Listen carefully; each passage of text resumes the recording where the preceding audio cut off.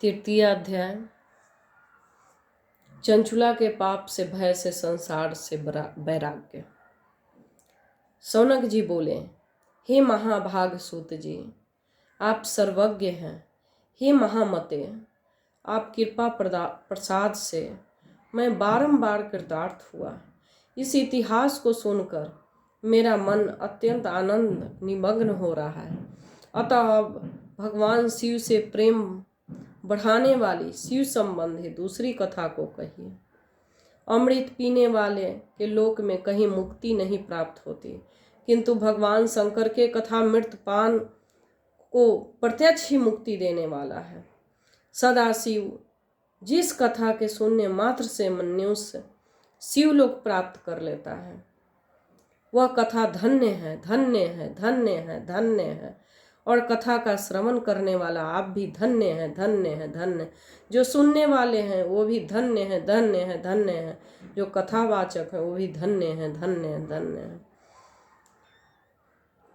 हे सूत जी, हे सौनक सुनिए। सूत जी बोले, हे सौनक सुनिए, मैं आपके सामने गोपनीय कथा वस्तु का वर्णन करूंगा, क्योंकि आप शिव भक्तों में अग्रगण्य तथा देवताओं में श्रेष्ठ हैं। समुद्र के निकटवर्ती प्रदेश में बाष्पकल नामक ग्राम है, जहाँ वैदिक धर्म से विमुख महापापी द्विज निवास करते हैं। वो सब के सब बड़े दुष्ट हैं। उनका मन दूषित विषयों भोगों में लगा रहता है। वे देवताओं को विश्वास करते हैं, न भाग्य पर। वे सभी कुटिल वृत्ति वाले हैं, किसानी करते हैं और भ्रांति भ्रांति घातक अस्त्र शस्त्र रखते हैं। वे पर स्त्री गमन करने वाले हैं और खल हैं, ज्ञान वैराग्य तथा समर्थ को बिल्कुल नहीं जानते। वे सभी पशु बुद्धि वाले हैं और सदा दूषित बातों को सुनने से संलग्न करते हैं, सुनने में मग्न रहते हैं। जहाँ द्विज ऐसे हो, वहाँ अन्य वर्णों के विषय में क्या कहा जाए। अन्य वर्णों के लोग भी उन्हीं के भांति कुत्सित विचार रखने वाले हैं, स्वधर्म विमुख एवं खल हैं। वे सदा कुकर्म में लगे रहते हैं और नित्य विषय भोगों में डूबे रहते हैं। वहाँ की सब स्त्रियां भी कुटिल स्वभाव की, स्वेच्छाचारणी, पाशाक्त, कुंसित विचार वाली और व्यभिचारिणी है। वे सद्व्यवहार और सदाचार सर्वथा शून्य है। कुजनों के निवास स्थान पर बाष्पकाल नामक ग्राम में किसी समय बिंदुक नामधारी ब्राह्मण रहता था। वह बड़ा अधर्म था, वह दुरात्मा था, ब्राह्मण दुरात्मा था। वो ब्राह्मण महापापी था। यद्यपि उसकी स्त्री बड़ी सुंदर और कुमार्ग में चलता था। काम वासना से कलुषित चर्चित वह वेश्यागामी था। उसकी पत्नी का नाम चंचुला था।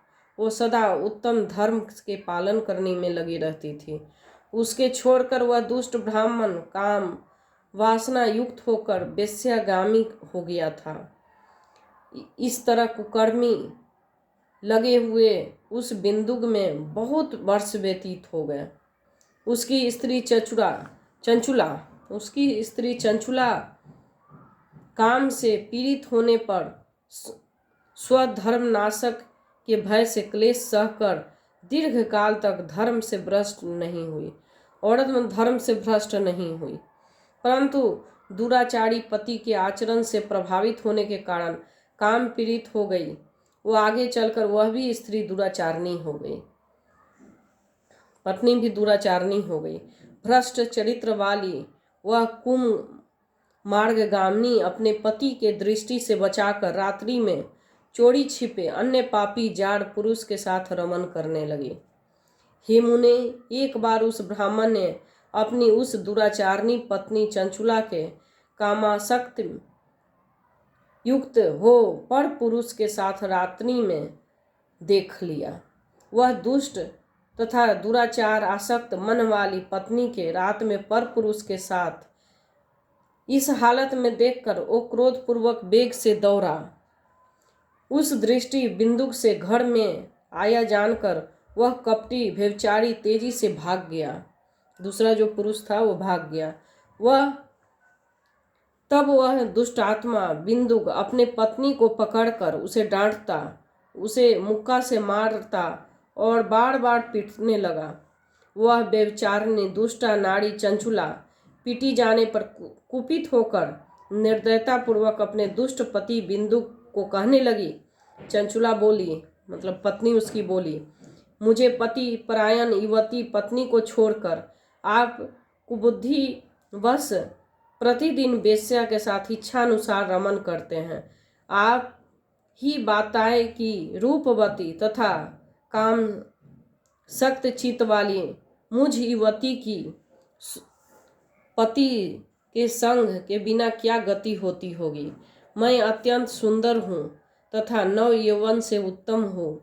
आपके संसर्ग से बिना व्यथित चित्त वाली हूँ। मैं कामजन्य दुख से कैसे सह सकती हूँ।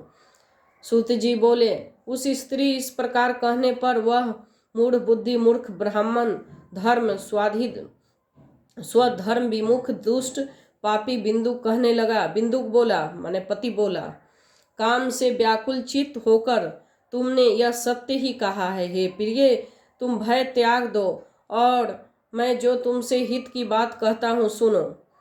तुम निर्भय होकर नित्य पर पुरुषों के साथ संसर्ग करो, उन्हें संतुष्ट करके उनसे धन खींचो। वह सारा धन वेश्या के प्रति आसक्त मन वाले मुझको दे दिया करो। इससे तुम्हारा और मेरा दोनों का स्वार्थ सिद्ध हो जाएगा। सूत जी बोले, पति का यह वचन सुनकर उसकी पत्नी चंचुला प्रसन्न होकर उसकी कही हुई बात मान ली। उन दोनों दुराचारी पति पत्नी इस प्रकार समझौता कर लिया और वो दोनों निर्भय चित्त से कुकर्म में लीन हो गए। इस तरह दुराचार में डूबे हुए उन मूढ़ चित्त वाले पति पत्नी को बहुत समय व्यतीत हो गया। तद अनुसार शूद्र जातीय वेश्या का पति बना हुआ वह दूषित बुद्धि वाला दुष्ट ब्राह्मण बिंदुक समयानुसार मृत्यु को प्राप्त होकर नरक में जा पड़ा। बहुत दिनों तक नरक को दुख भोग कर मूढ़ बुद्धि पापी विंध्य पर्वत पर भयंकर पिचास हुआ। ब्राह्मण होके इतना बड़ा बड़ा पाप किया तो पिचास बन गया मरने के बाद। इधर उस दुराचारी पति बिंदुक के मर जाने पर वो मूढ़ हृदय चंचुला बहुत समय तक पुत्रों के साथ अपने घर में ही रही। इस प्रकार प्रेम पूर्वक कामासक्त होकर जारों से समय विहार करती रही। चंचुला नामक स्त्री का कुछ यौवन समय से ढलने लगा। एक दिन दैवयोग से किसी पुण्य पर्व के आने पर वह स्त्री भाई बंधुओं के साथ गोकर्ण क्षेत्र में गई। तीर्थयात्रियों के संग में उसने भी उस समय जाकर किसी तीर्थ में जल में स्नान किया। फिर वह साधारणतया मेला देखने की दृष्टि से बंधुजनों के साथ यत्र तत्र घूमने लगी, घूमती घमाती रही।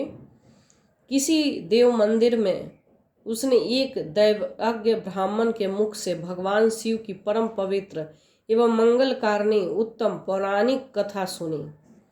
कथावाचक ब्राह्मण कह रहे थे, जो स्त्रियां पर पुरुष के साथ व्यभिचार करती है वे मरने के बाद जब यमलोक में जाती है तब यमराज के दूत उनकी योनि में तपे हुए लोहे का पाड़िग डालते हैं। पौराणिक ब्राह्मण के मुख से वैराग्य बढ़ाने वाली कथा सुनकर चंचुला भय से व्याकुल होकर कांपने लगी। कोई भी सुनेगा तो कांप जाएगा कि ये क्या हो रहा है, मेरे साथ ऐसा होगा, क्योंकि वो पापी थी, गलत काम करती थी। चंचुला कांपने लगी कथा सुन के कि मेरे साथ ऐसा होगा। जब कथा समाप्त हुई तब लोग वहां से बाहर चले गए। तब वह भयभीत नारी एकांत में शिव महापुराण की कथा बाँचने वाला उस ब्राह्मण से कहने लगे। चंचुला ने कहा, हे ब्राह्मण, हे दया सागर, मैं अपने धर्म के नहीं जानती थी, इसलिए मेरे द्वारा हुआ बड़ा दुराचार हुआ है। हे स्वामी, इसे सुनकर मेरे ऊपर अनुपम कृपा करके मेरा उद्धार कीजिए, मेरा उद्धार कीजिए। हे प्रभु, मैंने मूढ़ बुद्धि के कारण घोर पाप किया है। मैं अज्ञानी हूँ, मुझे नहीं ज्ञान था और ये पाप हो गया मेरे से। हे प्रभु, मैं काम के अग्नि में जल रही थी, इसलिए पर पुरुषों के साथ संभोग किया। हे प्रभु, अपने संपूर्ण युवा अवस्था में व्यभिचार में बिताई है, मतलब गंदा काम किया है दूसरे मर्दों के साथ, इसलिए मेरे पे कृपा करें। आज वैराग्य रस में ओतप्रोत आपके इस प्रवचन को सुनकर मुझे बड़ा भय लग रहा है। हे प्रभु, मुझे बहुत भय लग रहा है। मैं कांप उठी हूँ और मुझे इस संसार में वैराग्य हो गया है। मुझ मूर्ख चित्त वाली पापनी को धिक्कार है। मैं सर्वथा निंदा की योग्य हूँ। मैं कुंसित हूँ, मैं विषयों में फंसी हुई हूँ और अपने धर्म से विमुख हो गई हूँ। थोड़ा से सुख के लिए अपने हित का नाश करने वाले तथा भयंकर कष्ट देने वाले घोर पाप मैंने अनजाने में कर डाले हैं। हाय हाय हाय, छाती पीट के रोने लगती है कि मेरे से कितना बड़ा पाप हो गया, मैंने बहुत गलत किया। न जाने किस घोर कष्टदायक दुर्गति में मुझे पड़ना पड़ेगा और वहाँ कौन बुद्धिमान पुरुष कुमार्ग में मन लगाने वाली मुझ पापनी के साथ देगा। मृत्यु काल में उस भयंकर यमदूतों से मैं कैसे देखूंगी, जब वे बलपूर्वक मेरे गले में फंदे डालकर मुझे बांधेंगे, तब मैं कैसे धीरज धारण कर सकूंगी। नरक में जब मेरे शरीर के टुकड़े टुकड़े किए जाएंगे, उस समय विशेष दुख देने वाले उस महायातना को मैं कैसे सहूंगी। दुख और शोक से ग्रस्त होकर दिन में सहज इंद्र व्यापार और रात्रि में नींद कैसे प्राप्त कर सकूंगी। हाय हाय हाय, मैं मारी गई, मैं जल गई, मेरा हृदय विदर्न हो गया, मैं सब प्रकार से नष्ट हो गई, क्योंकि मैं हर तरह के पाप में डूबी रही हूँ। बहुत ही वो कर रही है कि मैंने क्या क्या किया। हाय हाय विधाता, हाय विधाता, हाय विधाता, मुझ पापनी को अपने अर्थात ऐसी बुद्धि क्यों दे दी जो सभी प्रकार के सुख देने वाली स्वधर्म से दूर हो गई, जो सभी प्रकार से धर्म से दूर हो गई। हे द्विज, हे प्रभु, हे हे शूल के विधा हुआ व्यक्ति ऊंचे पर्वत शिखर में गिरने पर जैसा घोर कष्ट पाता है, उससे भी करोड़ गुना कष्ट मुझे है। सैकड़ों अश्वमेघ यज्ञ करके अथवा सैकड़ों वर्षों तक गंगा स्नान करने पर भी मेरे घोर पाप की शुद्धि संभव नहीं दिखती। मैं क्या करूं, मैं क्या करूं, मैं कहाँ जाऊं, कैसे रहूं, किसका आश्रय लूं। हे मुझ नरक गामिनी की संसार में कौन रक्षा करेगा, कौन रक्षा करेगा, कौन रक्षा करेगा। हे ब्राह्मण, आप ही मेरे गुरु हैं। हे माता, आप ही मेरे माता हैं। हे गुरु, आप ही मेरे पिता हैं। आपके शरण में आई हूँ। मुझ दिन अबला का उद्धार कीजिए, उद्धार कीजिए, उद्धार कीजिए। सूत जी बोले, हे सौनक, इस प्रकार खेद वैराग्य युक्त हुई चंचला इस ब्राह्मण के चरणों में गिर पड़ी और उन बुद्धिमान ब्राह्मण ने कृपा पूर्वक उस उठाकर इस प्रकार कहा। चतुर्थ अध्याय। ब्राह्मण बोले, सौभाग्य की बात है, भगवान शंकर की कृपा से शिव महापुराण की वैराग्य युक्त अर्थात श्रेष्ठ कथा को सुनकर तुम्हें समय पर चेत हो गया है। हे ब्राह्मण पत्नी, तुम डर मत, भगवान शिव के शरण में जाओ। शिव की कृपा से सारा पाप तत्काल नष्ट हो जाता है। मैं तुमसे भगवान शिव की कीर्ति कथा युक्त उस परम वस्तु का वर्णन करता हूँ, जिसे तुम्हें सदा सुख देने वाली गति प्राप्त होगा। शिव की उत्तम कथा सुनने से तुम्हें बुद्धि इस तरह पश्चाताप युक्त एवं शुद्ध हो गई है, साथ ही तुम्हारे मन में विषयों के प्रति वैराग्य हो गया है, पश्चाताप हो गया है। तुम पाप हरने वाली पापियों के लिए सबसे बड़ा प्रायश्चित है। सत्पुरुषों को सबके लिए पश्चाताप को ही समस्त पापों को शोधक बताया है।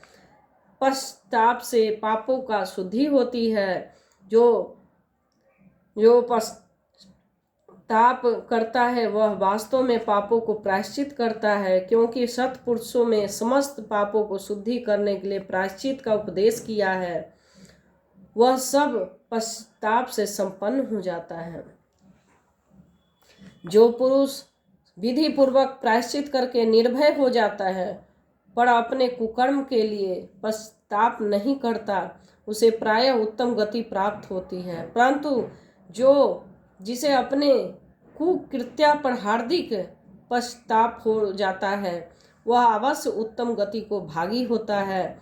इसमें संशय नहीं है कि इस शिव पुराण की कथा सुनने जैसे चित्त शुद्धि होती है वैसे तुम दूसरे उपायों से नहीं होती है। जैसे दर्पण साफ करने पर निर्मल हो जाता है, उसी प्रकार शिव महापुराण की कथा चित्त अत्यंत शुद्ध हो जाता है। इसमें संशय नहीं।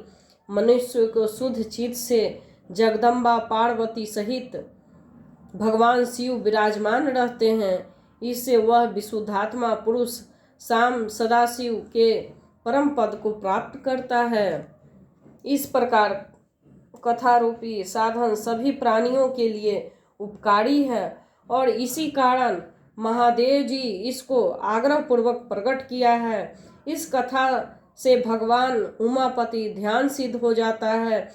उस ध्यान से परम ज्ञान और उससे मोक्ष की प्राप्ति निश्चय हो जाती है।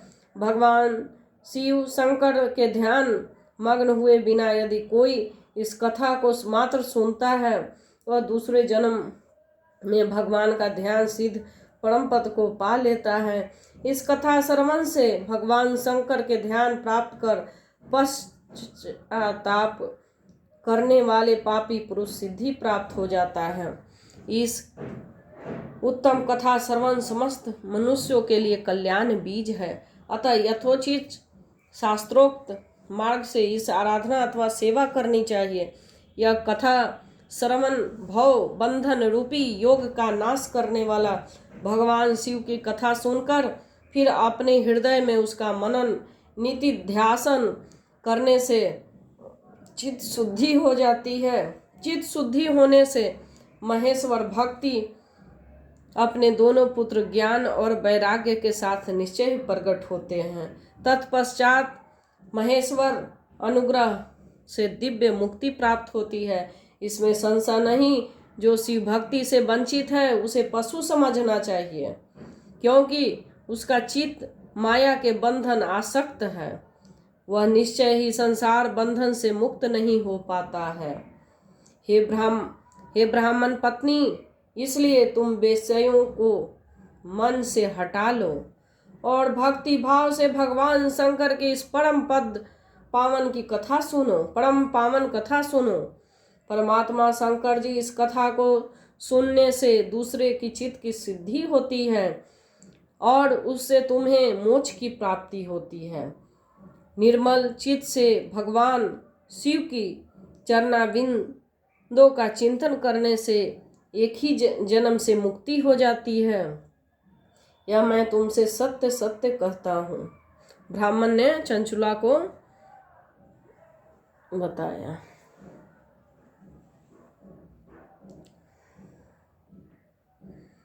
सूत जी बोले, सौनक, इतना कहकर वे श्रेष्ठ शिव भक्त ब्राह्मण मौन हो गए। उनका हृदय करुणा से आर्द्र हो गया। वो शुद्ध चित्त महात्मा भगवान शिव के ध्यान में मग्न हो गए। तदंतर बिंदु की पत्नी चंचुला मन ही मन प्रसन्न हो उठी। ब्राह्मण के उक्त उपदेश सुनकर उनके नेत्रों में आनंद के आंसू छलक आए। वे ब्राह्मण पत्नी चंचुला हर्षित हृदय से उन श्रेष्ठ ब्राह्मण के चरणों में गिर पड़ी और हाथ जोड़कर बोली, मैं कृतार्थ हो गई। हे ब्राह्मण देवता, मैं कृतार्थ हो गई। तत्पश्चात उठकर वैराग्य युक्त तथा उत्तम बुद्धि वाली वह स्त्री जो अपने पापों के कारण आतंकित थी, वह महान शिव भक्त ब्राह्मण के हाथ जोड़कर गदगद वाणी से कहने लगती है, चंचुला बोली, हे ब्राह्मण, हे शिव भक्तों में श्रेष्ठ, हे स्वामी मन, आप धन्य हैं, परमार्थदर्शी हैं और सदा परोपकार में लगे रहते हैं, इसलिए आप श्रेष्ठ साधु पुरुषों में प्रशंसा योग्य हैं। हे साधो, मैं नरक के समुद्र में गिर रही हूँ, आप मेरा उद्धार कीजिए, आप मेरा उद्धार कीजिए, आप मेरा उद्धार कीजिए। पौराणिक अर्थ तत्व से संपन्न जिस सुंदर शिव महापुराण की कथा सुनकर मेरे मन में संपूर्ण विषयों को वैराग्य उत्पन्न हो गया है, उस शिव महापुराण को सुनने के लिए इस समय मेरे मन में बड़ी श्रद्धा हो रही है। सूत जी बोले, ऐसा कहकर हाथ जोड़कर उनका अनुग्रह पाकर चंचुला उस शिव महापुराण की कथा को सुनने की इच्छा मन में लिए उस ब्राह्मण देवता के सेवा में तत्पर होकर रहने लगी। तदंतर शिव भक्तों में श्रेष्ठ और शुद्ध बुद्धि वाले ब्राह्मण देवता उसी स्थान पर उस स्त्री को शिव महापुराण की उत्तम कथा सुनाई। इस प्रकार उस गोकर्ण नामक महाक्षेत्र में उन्हीं श्रेष्ठ ब्राह्मण उनके शिव महापुराण के वह परम उत्तम कथा सुनी जो भक्ति, ज्ञान और वैराग्य को बढ़ाने वाली तथा मुक्ति देने वाली है। उस परम उत्तम कथा को सुनकर वह ब्राह्मण पत्नी अत्यंत कृतार्थ हो गई। वह सद्गुरु के कृपा से उनका चित्त शीघ्र ही शुद्ध हो गया। ब्राह्मण शिव अनुग्रह से उसके हृदय में शिव के सगुण रूप का चिंतन होने लगी। इस प्रकार सद्गुरु आश्रय लेकर उसने भगवान शिव में लगी रहने वाली उत्तम बुद्धि पाकर शिव से सचितता नंदमय स्वरूप को बारंबार चिंतन आरंभ कर दिया। मतलब हर बार हर तरह से शिव शंकर भोलेनाथ को मन में देखने लगी। वह प्रतिदिन तीर्थ के जल स्नान करके जटा और वल्कल धारण करने लगी तथा समूची देह में भस्म लगाकर रुद्राक्ष के आभूषण धारण करने लगी। वह भगवान शिव नाम जप में लगी रही, मतलब गंगा में नहाकर भस्म धारण करने लगी, रुद्राक्ष पहनने लगी और हर वक्त शिव के नाम जपने लगी, नाम जप में लगी रहने लगी। संयमित वाणी से अल्पाहार करते हुए गुरु के बताए मार्ग से शिव जी को प्रसन्न करने में लगी रही। हे सौनक, इस प्रकार शंभु का उत्तम ध्यान करते हुए उस समय चंचुला का बहुत समय बीत गया। प्रभु का ध्यान करते करते बहुत समय बीत गया। तत्पश्चात समय पूर्ण होने पर भक्ति, ज्ञान और वैराग्य युक्त हुई चंचुला ने अपने शरीर के बिना किसी कष्ट को त्याग दिया। इतने में ही त्रिपुर शत्रु भगवान शिव का भेजा हुआ एक दिव्य विमान द्रुत गति से वहां पहुंचा, जो उनके अपने गणों संयुक्त भांति भांति शोभा साधनों से संपन्न था।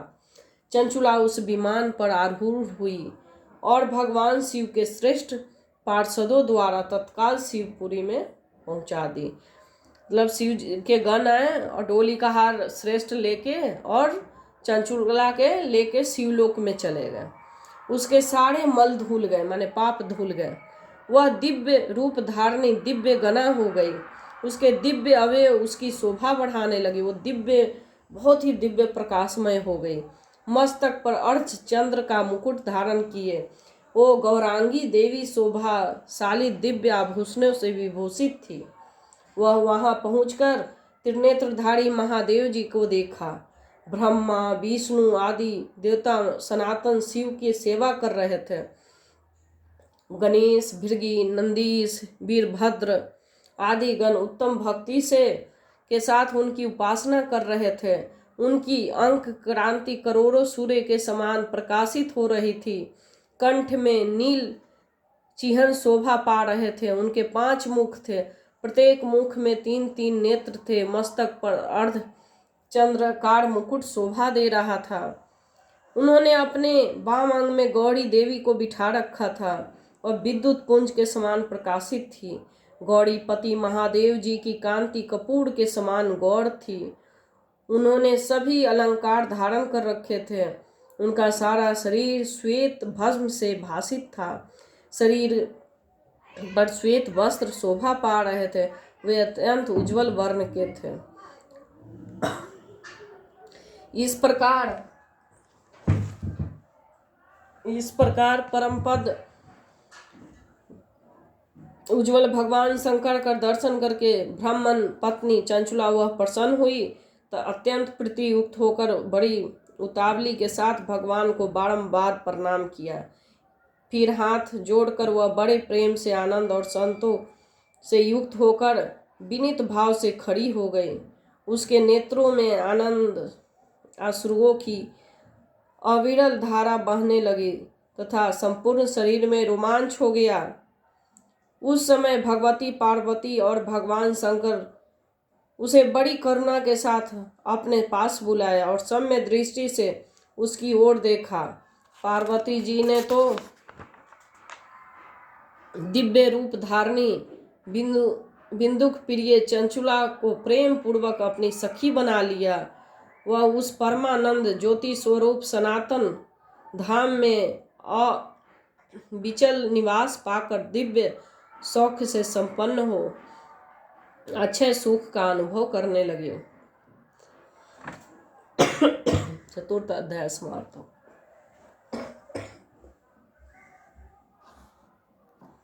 जय भोलेनाथ की।